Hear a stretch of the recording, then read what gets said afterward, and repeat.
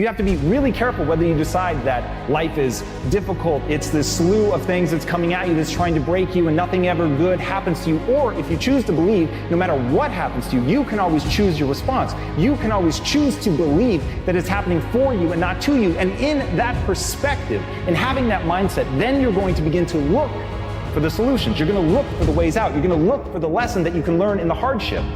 That is mindset.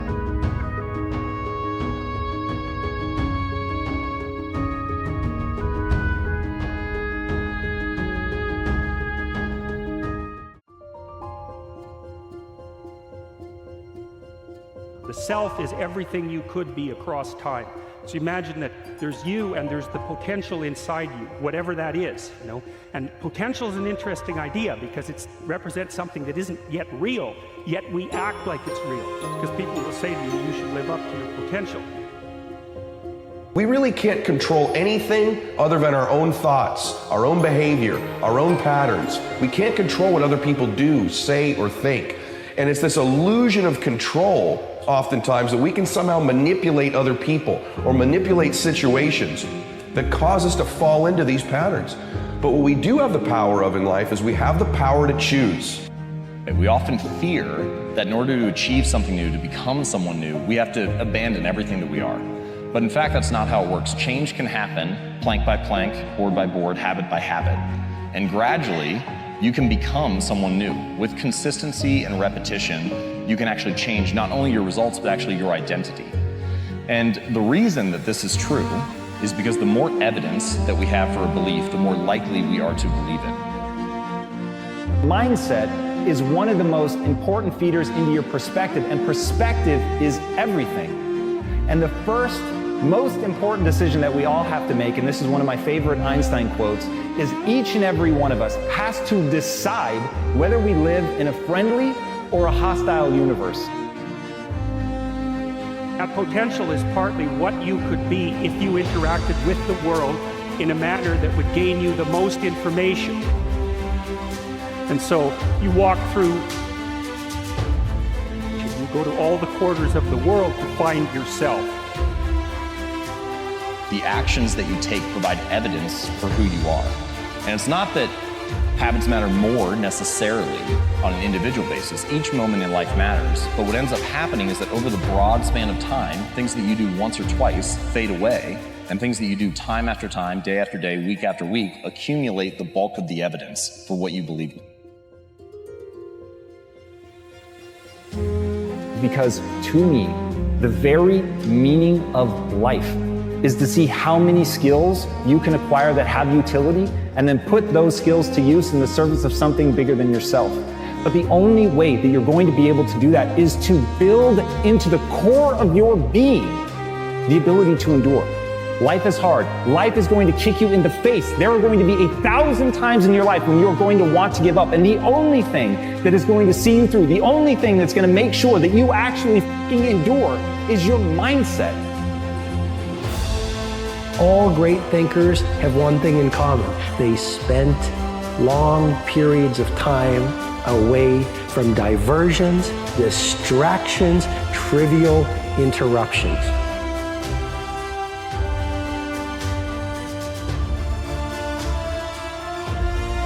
The things that we love that are not the most important are the easiest to rationalize spending time on and distracting us from the things that are really important, right? The things that are good but not great, that's the stuff that ends up taking us off course.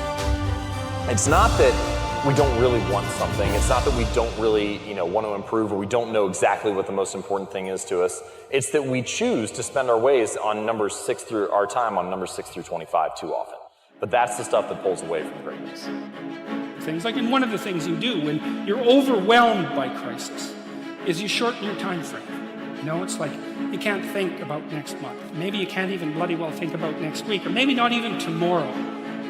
Because now is just so overwhelming that that's all there is. It's like, and that's what you do. You cut your time frame back until you can cope with it. And if it's not the next week that you see how to get through, then it's the next day. And if it's not the next day, then it's the next hour.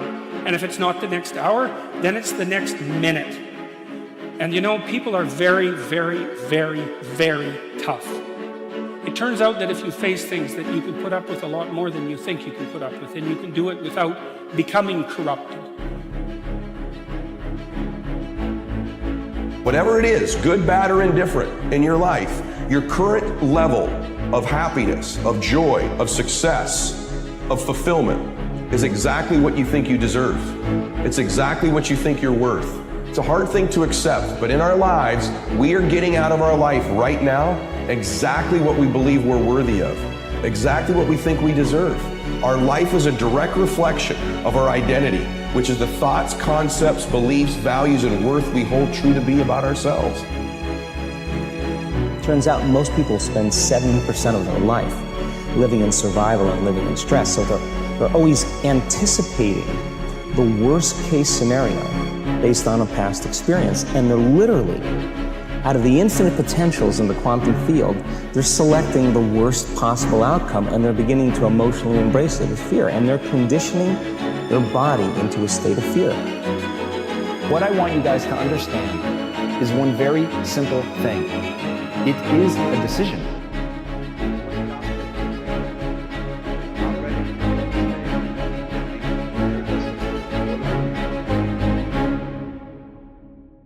Plans can be debilitating. It's good to have a plan, but it's more important that you have a purpose. If you have a purpose, plans will evolve, things will happen, plans will fall apart, new things will come up. Whatever has to happen will happen.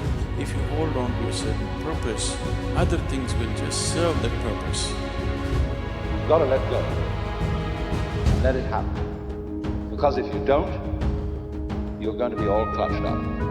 You're going to be constantly trying to do what can happen healthily only if you don't try. When we face challenges and have things that come against us, it's easy to start dreading it, thinking this is going to be so hard. How can I accomplish this dream? I don't have the resources, the connections. Yes, there are seasons where we have to endure, do the right thing when it's hard. In the depths of despair, an idea is going to come to you. It's like, good God, you put this mess together. Is it really worth it? Is it really worth the suffering? And so the question is, well, are there ways that you can act, make things really much better? And I think that's the question. Is, can we have our cake and eat it too? Can we have the being that requires limitation and suffering, and also simultaneously transcend that by our mode of being? You don't achieve worthwhile goals quickly or easily. They take time. They take struggle. They take relentless pursuit day in and day out. That's what it takes. And I also believe that we're going to end up one day meeting a maker if you believe in one. And I believe that maker knows everything about you. Everything about you. But you also have a choice to make. You have a choice to make. You have choices. And the one thing that scares me to death in my life is getting to heaven and not being where I'm supposed to be. And I believe that God has a chart. And he looks at the chart and he puts it in front of you when you get to heaven and says, hey, this is what you're supposed to be. And one of my biggest fears in life was to see that chart and not have every block checked off. Dreams without goals are just dreams, and they ultimately fuel disappointment. Goals on the road to achievement cannot be achieved without discipline and consistency. Is knowing what it is your life worth. What is it that gives your life a sense of meaning and purpose? Because once you find that, it puts you in your power place. See, if you know what your life work is, I encourage you to start working on it. If you can't do it all at one time, do just a little bit of it. And if you don't know what it is that you showed up to do, if you don't know why you're here, I encourage you to find out what your purpose is here. What is the meaning of your life?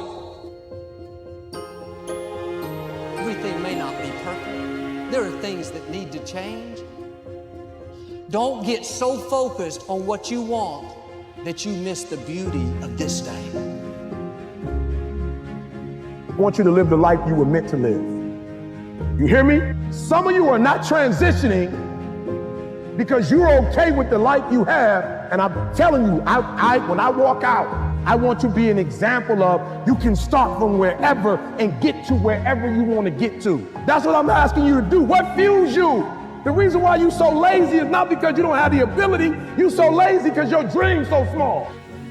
Because you've got this short time on earth, and there's lots of things that are very, very difficult to contend with. And you have the problem of tolerating yourself even in all your insufficiency. And one of the things that seems to me to be the case is that if you adopt a sufficiently profound mode of being, if you attempt to do that, then the mere act of lifting up that weight is enough to justify the fact that you're insufficient and mortal and bound by tragedy. And I say to you that if you begin to take a conscious effort to find out what it is that you're supposed to do, I say that it can literally save your life. I said that it can literally save your life. We thought everything in life, but we do nothing about it. Very few people do anything about it. What the are you doing about it? You gotta take action in your life. You gotta find a solution to your problem. Don't be the problem. Take action. For every action, there's an opposite reaction. If all you do is nothing's gonna happen in your life. Take action, take control. Before you can be a painter who can paint what's beyond mere memory, you have to inculcate that discipline, skill, and a lot of that is painful repetition and hard grinding work. It's the sacrifice of the present for the future. But once you manage that, then things open up. And virtually everything you learn of value is like that. I need you to focus on why you were born in the first place. Why are you here on earth for this particular time? What are you doing here? Your DNA is in your dream. And most of y'all chasing stuff, you don't realize your dreams are so important because your DNA, who you are as a person, is wrapped up in your dreams. And what this world has done to you is take that from you because they know if you know who you are and you get your dream, it's probably not going to work for most of them. So I say that your life is worth finding what it is that you're supposed to do. Just start working at it just a little bit, but do find out what your work is and hold on to it and don't let your dream go. Movies are supposed to provoke emotion. They're supposed to make you feel something. But I have a better idea. Go out into the world and actually feel it.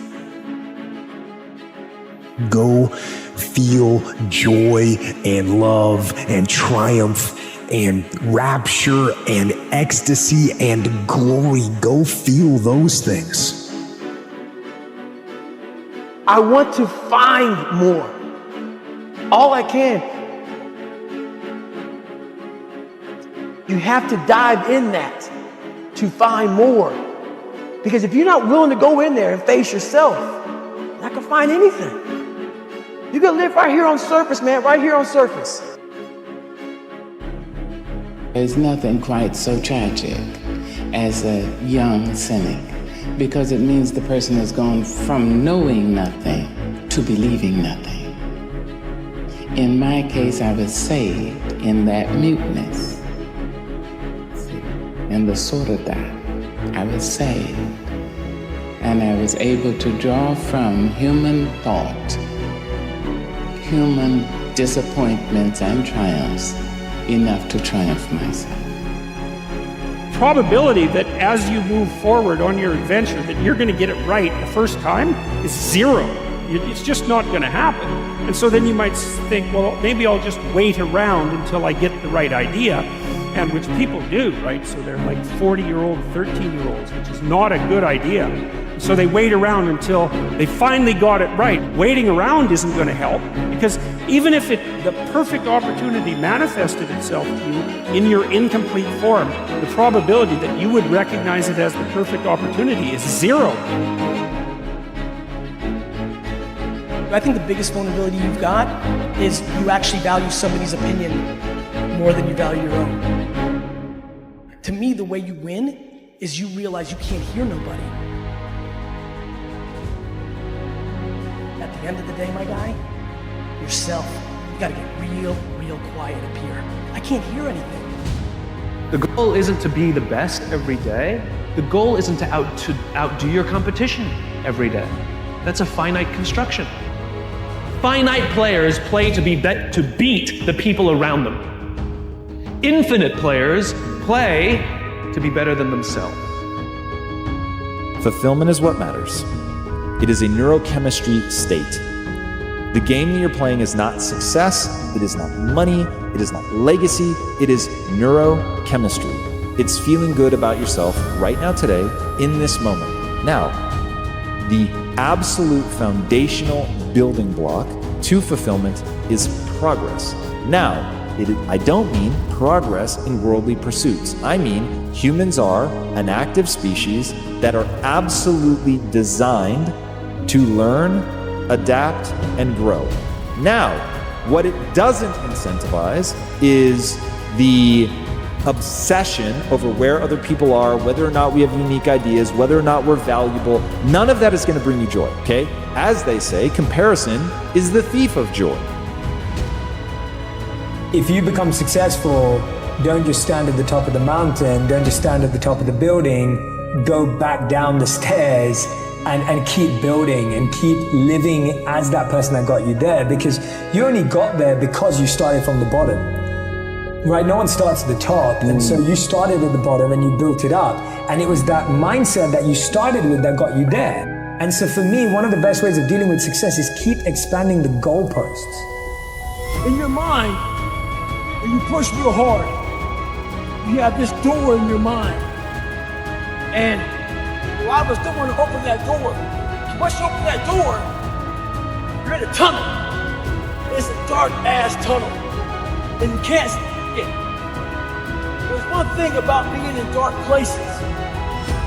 If you have the courage to stay in there long enough, your eyes will start to adjust to the darkness. You are your competition. And that is what ensures you stay in the game the longest. And that is what ensures you find joy. Because the joy comes not from comparison, but from advancement.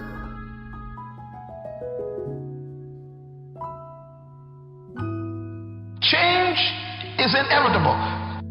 Change is also the principle of life. That means everything that is alive will change. To everything, there's a season. How many things have a season? Everything. This is one of the best news I ever got in my life. Let me tell you why. If you're having a bad time right now, it cannot last. There's a place in you that you must keep inviolate. You must keep it pristine, clean, so that nobody has the right to curse you or treat you badly. Nobody, no mother, father, no wife, no husband, nobody. Because that may be the place you go to when you meet God. You won't believe it. In this entire universe, most people like only 3 or 4 things. When you're so constipated in your head that you like only 3 or 4 people or 3 or 4 things in your life, how do you want to open up to the existence? Because life is happening because of its openness. Breath is happening, so much is happening in connection with everything. It is only in openness you're alive. As you close doors, you're dying in installment.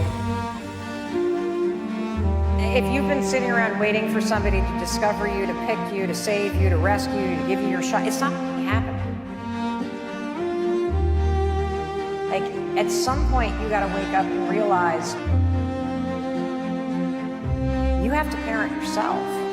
Your life is your responsibility. Close your eyes. retreat from your life, disconnect from your body, disconnect from your environment, disconnect from your schedule, and just give yourself an hour or 45 minutes or 20 minutes. Because when you invest in yourself, you invest in your future.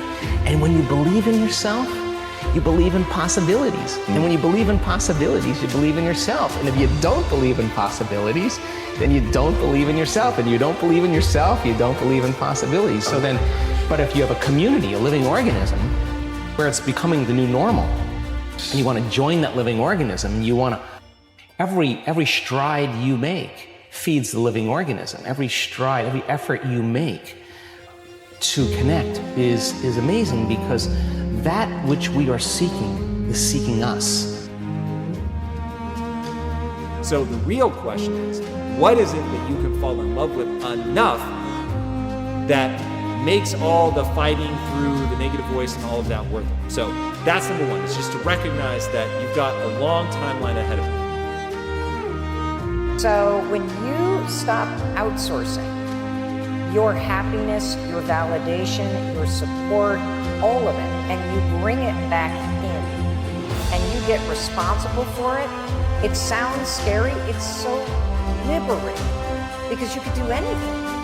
When you're responsible, when you're the driver of your life, when you're not looking out to anybody else to fix it for you, can you ask for help? Of course, but the buck stops with you. You're the one that has to do the work. You're the one who has to push your own ass. You're the one who has to figure out what makes you happy. You're the one who has to figure out and become self-aware about what you need. And then you're the one that has to find whatever it is, the courage or being humble enough to ask for help. That's the eternal problem of life. And the problem is, there is the category of problems in life, and it ain't going anywhere. And so the question is, can you deal with the whole category at the same time? That's the thing. That's how to be in the world, is to deal with that category all at the same time. Sacrifice. What does that mean, sacrifice? Well, it's a discovery, man. It's the discovery of the future. It's like the future is actually the place where there is threat. It's always going to be there. So what do? You make sacrifices in the present so that the future is better. Right. Forestall gratification now, and it'll pay off at a place and time that doesn't even exist yet. It's like, who would have believed that? It's like, that's a miracle that occurs. And it's not like people just figured that out overnight. Most people aren't obsessed with their goals because they don't believe they're worthy of them. It's easy to dream about what you want, but in between where you are and what you want, there's a tremendous amount of stuff you got to change and do. And if you have a lot of trauma in your background, you have been given the message over and over and over, even though it's not true, that you don't deserve it, that there's something wrong with you. And if you don't, at some point, be defiant against what the world or your caregivers or your past experience has pounded into your brain incorrectly, unfairly, you will forever be stuck with that story. Pain plus reflection equals progress. And I think that that's incredibly, incredibly true. And the human animal just needs that bit of pain. It is the compass that's going to allow you, if you reflect on why you're feeling that pain, what you did wrong, how you failed, you don't deflect, you don't make it somebody else's problem. You really just look at, how did I f this up? If you look at that and are willing to make the changes, you really will make progress. I don't see a way to really have grand scale change without the suffering. That's the truth. The idea is that nothing brings a better world into being than the stated truth. Now, you might have to pay a price for that, but that's fine. You're going to pay a price for every bloody thing you do and everything you don't do. You don't get to choose to not pay a price. You get to choose which poison you're going to take. That's it. So if you're going to stand up for something, stand up for your truth. It'll shape you, because people will respond and object and tell you why you're a fool and a biased moron and why you're ignorant. And then if you listen to them, you'll be just that much less like that the next time you say something. And if you do that for 5 years, You'll be so damn tough and articulate and able to communicate and withstand pressure that you won't even recognize yourself. And then you'll be a force to contend with. You are not responsible for what happened to you. You survived what happened to you. But you do have a responsibility to heal yourself and to do the work to change so that you can be the happy, fulfilled person that you were born to be. You can have a mindset that says, through my efforts, my attitude, I can have an impact on the situation that I'm in. That's the power that I have. That's where it begins. It begins with you. Self-confidence, self-love, self-esteem, self-reliance, self-awareness. It all has the same self. You have to give yourself those things. You want validation? Give it to yourself. You want to be cheered for? Give it to yourself. You want to feel supported in life? Start by giving those things to yourself, because the most important relationship that you have is the one you have with yourself. And you work on it the least. You can have nothing and you can still have nothing. You can have tremendous problems and very real obstacles that you're facing. And you can have a mindset that says, through my efforts, my attitude, I can have an impact on the situation. Don't exist secret here. The secrets don't exist. Exist hard work, dedication, be obsessed to be something in a life, and follow their dreams. I think whatever you want to be, dedicate yourself, work hard, and believe in you. I think this is the main words, not just a kid who want to be a Cristiano Ronaldo, but anything it can be, work hard. I think it's the main work and the dream, to believe in that everything is possible in a life. All this happened because of reason. The reason is I'm unbelievable inside the pitch. In my mind, I'm always the best. When I take that decision, I will be a professional player. I will be something in football. This is I feel, because I was feeling from the beginning that I was different than the other ones. I was more special. I was a special kid. You have to put in your mind ethic of work when you are professional. So since day one, when I start with a professional, let's say with 16, 17, 18, I'm always have ethic to be the best, to train hard, to listen to all the players, experienced players, and of course my dreaming coming true. Well, it's dedication and hard work. This is my words, to dedicate myself 100% every time to be in the position that I am today. It's not 1 year, it's 10 years, 12 years, to maintain my level. For me, the most important, it's to maintain my level in the pitch, to play good, to score goals, to do assistance, to win trophies. This is what I want to continue to do it, because it's what I love to do it, is to play football. You have to dedicate yourself 100%.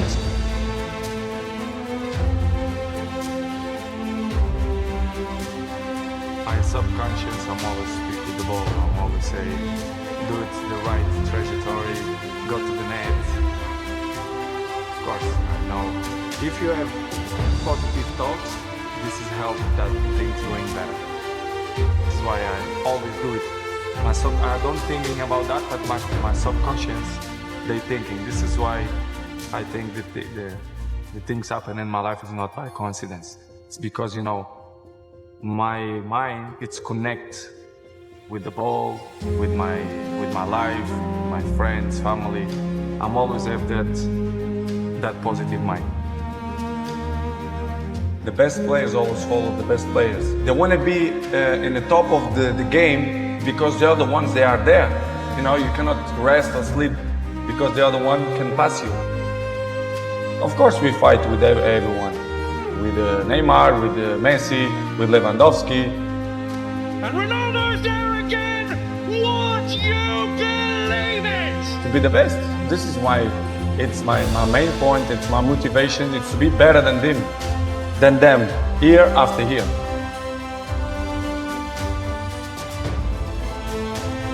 I think the numbers, they say everything. I don't need to say, I'm a minister of football, I'm a legend. The numbers say everything. So this is I'm very confident.